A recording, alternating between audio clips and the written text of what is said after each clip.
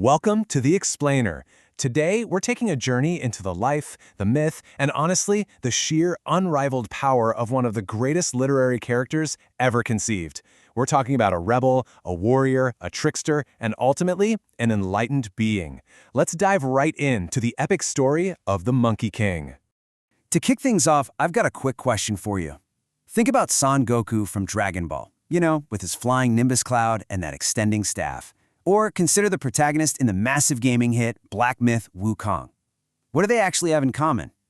Well, it turns out these modern pop culture heroes are completely based on a single 16th century Chinese literary character from the classic Ming Dynasty novel Journey to the West. His name, Sun Wukong. All right, let's jump straight into this mythic origin story. It begins millions of years ago, just after the mythical creator Pan Gu separated heaven and earth out of pure chaos. Picture this: on the mountain of flowers and fruit, a magical stone egg sits there for ages, just absorbing the pure essence of heaven and earth. And eventually, this stone bursts open and out pops a living, breathing stone monkey. From the exact moment he's born, he's entirely unique, a being completely outside the natural order of things. But, he doesn't stay a simple stone monkey for long. Through sheer bravery, he secures a safe haven for his monkey tribe and gets crowned the handsome Monkey King. Fast forward a bit and Wukong realizes something pretty terrifying. One day, he's gonna die.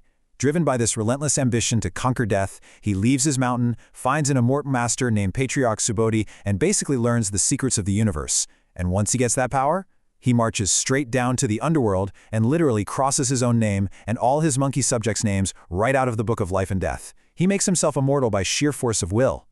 Now, what's really wild here is just how insanely powerful, or OP as gamers would say, Wukong becomes after this Taoist training. In the context of the story, he essentially hacks the universe. He goes from being a clever little monkey to a walking supernatural weapon, and the heavens literally have no idea how to handle him. Just look at this frankly absurd list of abilities. He masters the 72 earthly transformations, which means he can shapeshift into anything. Animals, bugs, objects, even entire buildings. He's got this body beyond body magic, where he can pluck any of his 84,000 hairs, chew them up, spit them out, and boom, an army of perfect fighting clones of himself. He can pick any lock just by pointing at it, and he cultivates an indestructible body that makes him totally invulnerable to normal weapons and elemental fire. It's crazy. And to put his speed into perspective, check this out. His master taught him a special technique called the cloud somersault. With a single leap, Wukong can launch himself 108,000 li. That translates to over 33,000 miles. He's crossing entire continents and oceans in the literal blink of an eye. Then there's his signature weapon, the Ruyi Jinggubong. It's a magical iron staff originally used to measure the depths of the ocean. It can shrink down to the size of a tiny needle that he just tucks behind his ear, or it can grow to the size of a pillar reaching all the way up to the heavens. And the weight? A crushing 13,500 caddies. That is nearly 9 tons, and Wukong just twirls it around like it's absolutely nothing. Havoc in heaven, the ultimate rebellion. Armed with these godlike powers, Wukong's ego completely spirals out of control, leading him to single-handedly fight the entire celestial army to an absolute standstill. So, with heaven in ruins, the gods are desperate. They turn to the Buddha for help. The Buddha challenges Wukong to simply jump out of the palm of his hand. Wukong thinks it's a breeze, but he fails. The Buddha then flips his hand over, turning it into the 5 Elements Mountain, pinning the Monkey King right underneath. Now, if you look at Joseph Campbell's Hero's Journey framework, this 500-year imprisonment is a textbook example of the belly of the whale. It's this intense period of forced isolation, a symbolic death of his old, arrogant self, preparing him for a profound rebirth. The crucial takeaway here is that this 500-year timeout under a mountain forces a massive internal shift in Wukong's character. Sure, he has all the physical power in the universe, but he severely lacks spiritual discipline. The mountain acts as a crucible, starting his transition from a chaotic, arrogant trickster into a hero who's finally ready for the path of redemption. The journey west, 81 hardships to enlightenment. Freed at last by a pious monk named Tang Sanzang, Wukong begins a treacherous 14-year pilgrimage all the way to India to retrieve sacred Buddhist scriptures. And there is such deep genius in the novel's character design here. Each member of this traveling party represents different human flaws and virtues. Wukong, the monkey, represents the restless monkey mind, full of ambition, cunning, and impatience. Then you have Zhubaji, the pig, symbolizing earthly desires, gluttony, and laziness. And Xiaowujing, the river ogre, embodies quiet patience and perseverance. It takes this fantastical road trip and turns it into a deeply layered moral lesson about teamwork, discipline, and balancing the different parts of the human psyche. Of course, the road to the west is packed with terrifying demons who all want to eat the monk to gain immortality.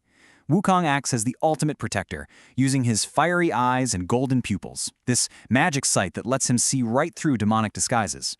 They face some truly iconic challenges, like the shape-shifting white bone demon who constantly tries to trick the monk, the terrifying red boy with his unextinguishable spiritual fire, and the completely impassable blazing flaming mountains. Every single battle pushes Wukong's magic and his wit to the absolute limit. But the true brilliance of Journey to the West lies in this duality. You've got the external journey, the flashy, action-packed monster bashing, and the literal miles walks toward India. But this perfectly mirrors his internal journey. Think about it. Every time Wukong defeats a demon, he's essentially overcoming an aspect of his own wild impulses. He's learning humility, taming that massive ego of his, and slowly, surely achieving genuine spiritual awakening. Tracking his mythic arc step by step across the whole story, we witness a complete transformation. Wukong evolves from a punished, chaotic rebel to a loyal servant enduring all 81 trials. Finally, upon reaching India and securing the scriptures, he gets the ultimate reward. He transcends his mortal and demonic flaws entirely and is granted the title of victorious fighting Buddha. He finally finds the true immortality of enlightenment. The eternal legacy, from the 16th century to modern media. Having attained enlightenment, Wukong's story didn't just quietly end in the Ming Dynasty, it absolutely exploded across global culture. Like we talked about at the very beginning, the Monkey King has directly inspired an astounding array of modern media. Dragon Ball Son Goku is definitely the most famous, sharing his name, his monkey tail, the extending staff, and the flying cloud, but Wukong is everywhere. He inspired the four-tailed beast in Naruto, characters in RWB, playable champions in League of Legends and Warframe, and even entire animated shows like Lego Monkey Kid. His mythic archetype is just completely universal. But, myths also evolve over time. Interestingly, recent massive hits like the video game Black Myth Wukong explore a much darker reimagining of the lore. Heavily inspired by a modern novel called Tale of Wukong, these adaptations kind of flip the script. They ask, well, what if the journey was actually a massive conspiracy of deceit, orchestrated by selfish gods? In this darker timeline, the heavenly hosts are the actual oppressors, and the story focuses on reclaiming decayed power, giving us a really tragic, cynical take on the original Enlightenment narrative. Whether he's remembered as a joyful, enlightened Buddha or a tragic rebel fighting back against a corrupt heaven, Sun Wukong's resonance is absolutely undeniable. As we sit back and marvel at the monumental, enduring legacy of a monkey born from a stone egg over 500 years ago, it leaves us with one really provocative thought to end on. Look at the stories we consume today. How will today's pop culture heroes be remembered 500 years from now? Thanks for exploring this epic tale with me today on The Explainer. Until next time, keep learning.